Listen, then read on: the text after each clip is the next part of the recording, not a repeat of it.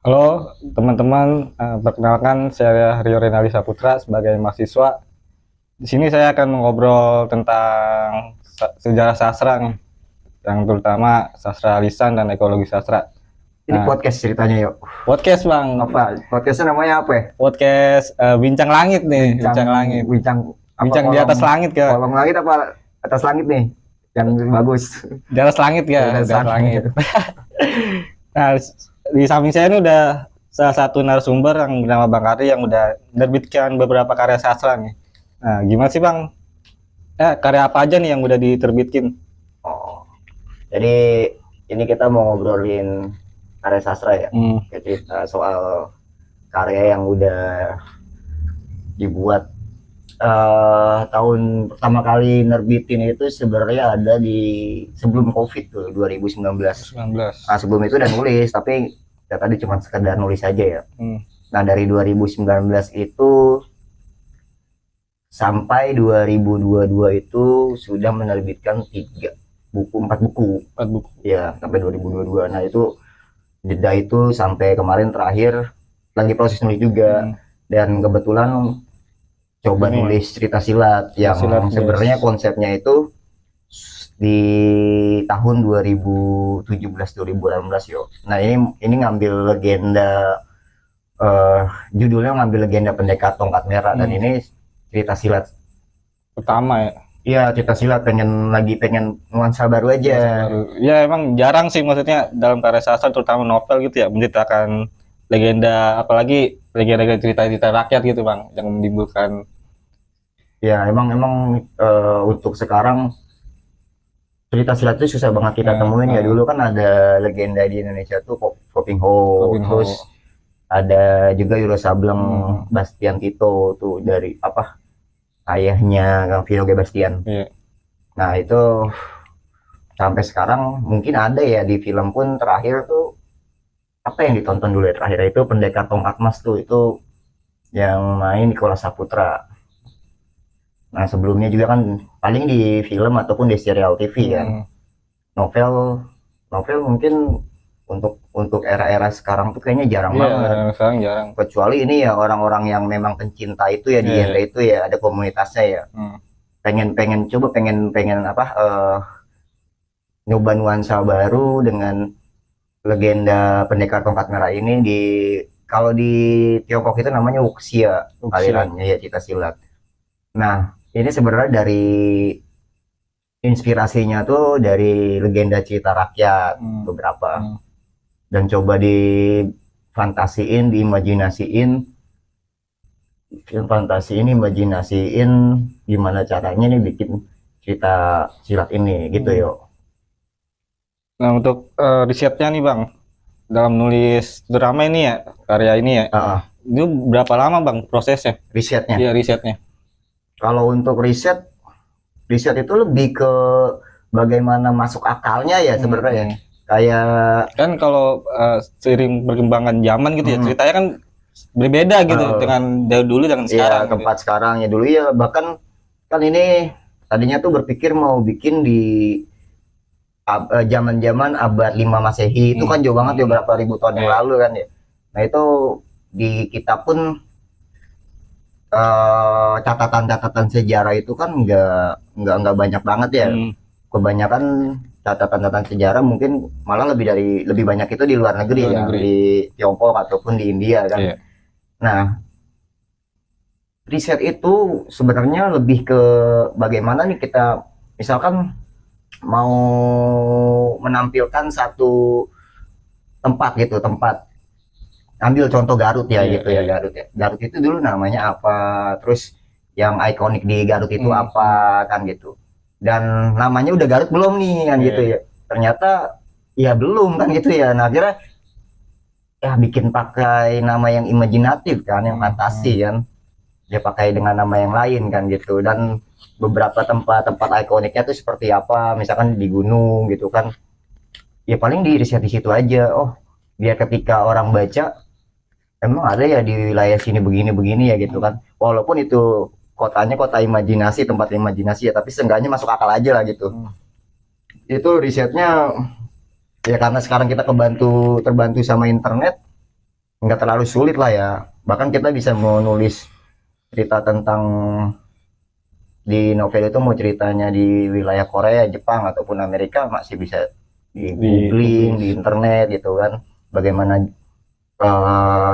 riset jalan kaki ke misalkan dari sini dari Jakarta ke Garut itu berapa jam, kita bisa cek GPS kan. Iya. Kita perkirakan waktunya ya kan. Nah itu dari situ aja sampai sekarang gampang, nggak usah kita jalan kaki juga ke Garut kan ya, lebih dipermudah kan. Tapi dalam cerita dalam novel ini mengandung mitosnya apa Mitologi ya, mitologinya, mitos mitos apa, banyak ini apa cerita legenda gitu. sebenarnya lebih ke universal karena apa ya, karena minimnya data ataupun riset ke satu daerah, apalagi kan ini nggak membicarakan daerah khusus kan gitu ya, daerah khusus satu wilayah yang benar-benar ada kan.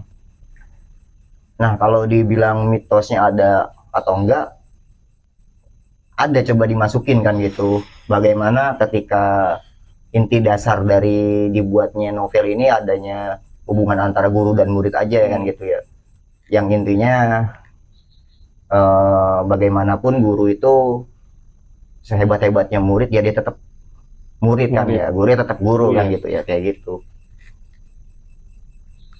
Mitos-mitos cara menghormati yang lebih tua seperti itu aja, mitos-mitos orang timur.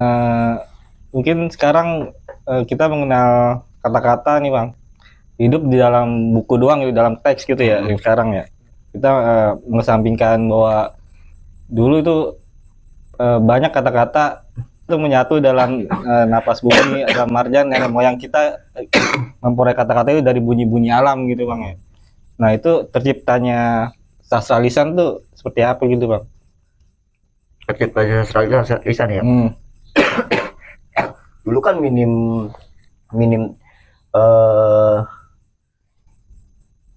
teks yang tertulis ya. Iya. Nah, sastra lisan itu jadi media pengetahuan sebenarnya, pembelajaran ya kan. Mitos kan itu ya. Orang dulu berfilsafat melalui mitos. Melalui mitos kan. Nah, itu sastra lisan ya itu dijadikan tadi sebagai apa? Keilmuan kan gitu. Yang kalau kita pahami secara benar-benar esensinya, itu banyak banget ajaran yang orang dulu gunakan untuk anak-anaknya itu terpakai banget. Kayak misalkan kan gini, orang dulu tuh bilang jangan ngejahit di malam hari, nanti ketusuk mata hantu gitu kan. Padahal cuman mau bilangin jangan ngejahit di malam hari takut ketusuk karena apa, penerangannya kan. Jangan duduk di depan pintu, nanti jodohnya susah. Padahal ya jangan duduk, nanti ngalangin orang lewat gitu ya. Hati-hati di jalan gitu. Ya hati-hati di jalan, nanti kenapa-napa gitu kan, jangan ngebut gitu kan. Itu kan sebenarnya mitos ya. Ya iya, jangan ngebut, nanti kalau pelan, aman, kita waspada kan nggak terjadi apa-apa kan ya. Sebenarnya mau itu aja. Orang-orang dulu tuh tadi mau ngasih pengetahuan itu aja. Melalui tadi mitos-mitos. Kayak ya semua cerita-cerita urban legend kan gitu juga kan. Jangan apa namanya, jangan ngomong kasar di sini gitu kan. Ya tadi cuman buat jaga etika aja, adab aja sebenarnya kan itu. Moral gitu, pesan moral. Memunculkan moral karena apa ya? Tadi kita budaya timur itu terutama orang-orang di kita itu kan masih kepercayaan dan keagamaan itu sangat kuat ya. Iya, makanya masih ada hal-hal kayak gitu kan. Dibuatlah hal-hal kayak gitu, sejarahnya dari kita dari awalnya seperti itu kan. Tapi kenapa Bang ya jangan pergeseran mitologi gitu dari dulu sampai sekarang tuh kebanyakan orang sekarang tuh menganggap mitologi tuh sebagai sebuah hal mistis gitu ya. Nah, itu yang dipercaya banget, yang dipercaya banget. Apa sisi moral tuh ya udah hilang gitu dalam manusianya gitu. Kalau dibilang bahwa orang zaman sekarang ya, mitosnya ini maksudnya ini mitosnya ini mitologinya ini cuman dianggap sebagai cerita doang apa tetap diyakini sebagai sesuatu yang sangat dipercaya gitu? Di sebagai cerita doang gitu bang, Mm-mm. kayak tertarik dengan cerita misalnya kayak mistis gitu, kayak kuntilanak atau apa. Ah, Kalau di malam hari kalau kita keluar maghrib-maghrib takutnya digondol kolong lewe iya, gitu. iya. Terus, Nah itu yang sekarang tuh maksudnya manusia-manusia zaman sekarang tuh ya bahwa mitos itu menganggapnya sebagai hal mistis gitu. oh tetap dipercaya Iya. gitu. Ya tadi balik lagi banyaknya apa namanya akar budaya kita di timur, akar budaya kita di timur, dan ditambah pola pendidikan dan SDM kita pun tadi SDM kita itu secara pendidikan nggak nggak maju-maju Iya. banget kan gitu ya. Hmm, Dan akar keyakinan di kita masih kuat banget kan gitu ya, hal-hal gitu masih dipercaya percaya. diyakini ya sekiranya yo diwajarkan sebenarnya kan ya, selama itu masih menjaga moral-moral yang ada kan. Hmm. Nah, secara apa sih bang perbedaan spesifik mitos sama legenda? Mitos kalau legenda itu kan contohnya kayak ini ya, kayak apa, legenda Tangkuban Perahu gitu kan. Kayak apa paling gundang gitu ya? Iya kan itu ya cerita-cerita rakyat kan ya, Cerita rakyat. urban legend kan ya. Terus Danau Toba kan gitu ya. Hmm. Mitos itu ya sesuatu, Tapi ada nggak sih bang nilai moralnya gitu dalam legenda? Pasti ada gitu ya? pasti ada lah kalau di legenda kan gini ya, apa contoh kita ambil Maling Kundang. Hmm. Itulah kan legenda Maling Kundang ya. Hmm.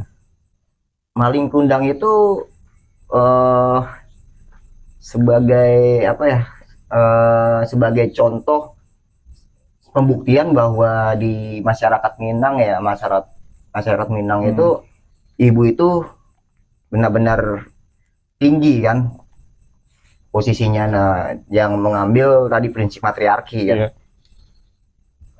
Dan bagaimana harus hormat dan sayang terhadap ibu. Nah, ini si Maling Kundang ini tadi interpretasi itu. Hmm. Terus ya, beberapa legenda itu kan apa pesan moralnya di situ kan. Iya. Kayak Terus menghormati orang tua aja gitu. iya, menghormati orang tua Sama kan. sosok ibu gitu. Nah, iya, terus beberapa urban legendnya sama gitu. Jadi menginterpretasikan wilayah itu seperti apa dibuatlah cerita legenda Iya. itu kan kayak gitu ya. Dan jadilah mitos kan ada akhirnya. Nah, tadi kan kita udah seputar pembahasan sastra lisan nih bang ya, tentang mitos, legenda gitu ya. Nah, sekarang kita ngebahas ekologi sastra nih. Nah, Oh, lompatnya jauh ya. iya. Soalnya baru juga kayaknya denger ekologi sastra gitu. Kayak ada nggak sih karya sastra itu yang bisa menyelamatkan sungai atau alam gitu bang yang tercemar gitu? Apa ya? Sastra. Jadi sastra itu jadi alat untuk membuat manusia berpikir ya. Bahwa alam itu juga ya makhluk gitu kan, sama seperti manusia bagian dari situ kan ya. Iya. Kita lihat kekuatan sastra itu hari ini seperti apa yo, kan gitu ya, kekuatan sastra seperti hari ini itu seperti apa ya. Mungkin bisa ketika nanti sastra ya, ambil contoh film lah ya. Film itu banyak tuh film-film tentang permasalahan kerusakan alam. Ya kan banyak tuh yang cerita-cerita tentang kiamat kan ya. Tentang kiamat, tentang hal-hal yang terjadi ketika alam itu rusak seperti apa kan gitu ya. Dan itu sangat bisa ketika sebuah karya sastra itu membuka ruang berpikir masyarakat buat ketika dilihat ternyata efek domino dari membuang sampah atau menggunakan emisi gas yang berbahaya ataupun yang biasa kita pakai itu ternyata nanti mempunyai kerusakan yang parah di kedepannya, bisa dikurangin tuh.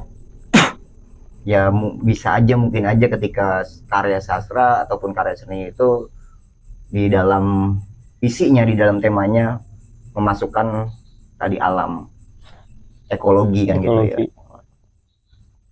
Tapi dengan globalisasi sekarang bang ya, maksudnya apakah berefek gitu ya sebagai sastra dengan ekologi gitu? Kan banyak kayak pembangunan rumah kan udah mulai banyak, atau bukan hutan-hutan dijadiin apa, ladang bisnis gitu, atau tambang gitu. Tadi soal apa? Eh, efek gitu dari karya sastra gitu dalam globalisasi.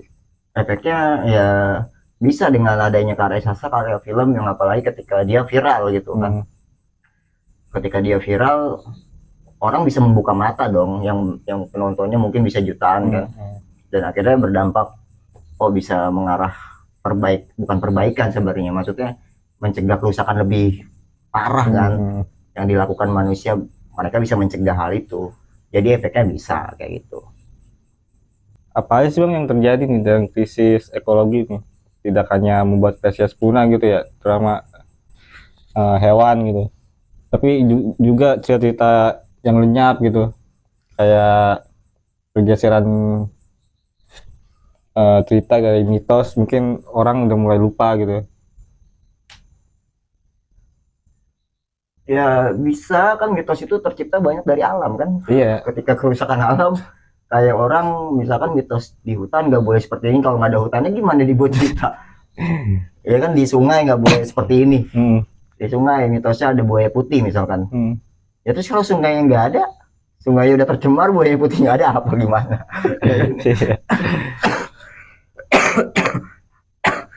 Saja kalau kerusakan alam ya kerusakan alam semuanya, jangankan ngomongin karya sastra, ngomongin bakalan hidup besok aja masih pusing kan gitu ya. Gitu. Oke, terima kasih banyak nih bang atas bincang-bincang kita malam ini. Sekian dan terima kasih.